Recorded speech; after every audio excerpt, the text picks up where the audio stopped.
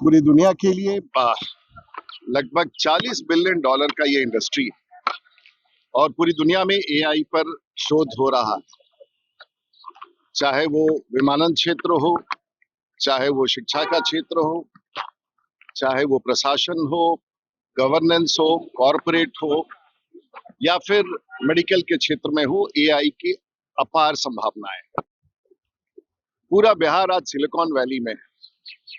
AI के क्षेत्र में पूरी दुनिया में जो काम हो रहा है उसमें बिहार की भूमिका और बिहार के बच्चों की भूमिका बड़ी है। कॉलेज और यूनिवर्सिटीज में भी एआई का उपयोग किया जा रहा है और बिहार की सरकार, बिहार के माननीय मुख्यमंत्री ने एक बहुत अच्छा पहल किया है। स्थायी तौर से एआई शैक्षणिक उपयोग के लिए लाया जा रहा है, जो एक बहुत बड़ा कदम है। आने वाले दिनों में एआई के माध्यम से और एआई के प्रशिक्षण, एआई के शोध और एआई के शिक्षण के बाद बिहार की आने वाली पीढ़ी को बहुत लाभ हो सके।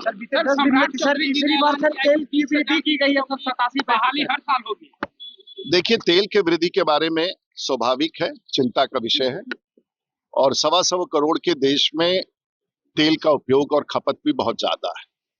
लेकिन एक बात सबको याद रखना होगा कि जो परिस्थिति तेल के सप्लाई का है या आपूर्ति का है, ये कोई भारत ने नहीं थोपा है और ये स्थिति भारत के कारण नहीं है और ये स्थिति भारत में कोई ऐसा कदम उठाया गया है उसके कारण नहीं है।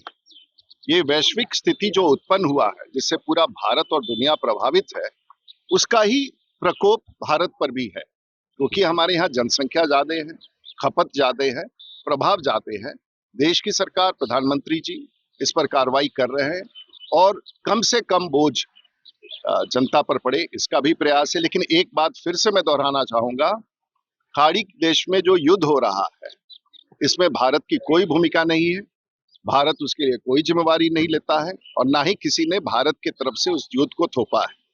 ये अमेरिका और ईरान और इजराइल के बीच का युद्ध है जो खाड़ी देशों को प्रभावित कर रहा है, जहां हमारी बड़ी आपूर्ति वहां से आती है। इसलिए इस देश के लोगों को फिर कहना चाहूंगा, ये पारिस्थितिक है और ये भारत ने नहीं थोपा है। युद्ध जो वहां है, ये युद्ध वहां का है। सर, अमेरिका ने बड़ा फैसला लिया सर, ग्रीन कार्ड के लिए। सर, अब सभी भारतीयों को स्वदेश भेजने की तैयारी। सर, सम्राट चौधरी ने एनकाउंटर पे कहा है कि आप जाति से एनकाउंटर करेगी, मैंने पुलिस को कहा है। देखिए, सम्राट चौधरी जी ने बड़े स्पष्ट रूप से कर रहा है, अपराधी चाहे किसी समाज का हो, अपराध करेगा उस पर कार्रवाई होगी। और मैं समझता हूं कि उनके प्रत्यक्ष रूप से उनके बयान का अर्थ यही है, अपराधियों को बख्शा नहीं जाएगा। जीतन राम मांझी के ऊपर हमला किया गया, सरकार जांच करे।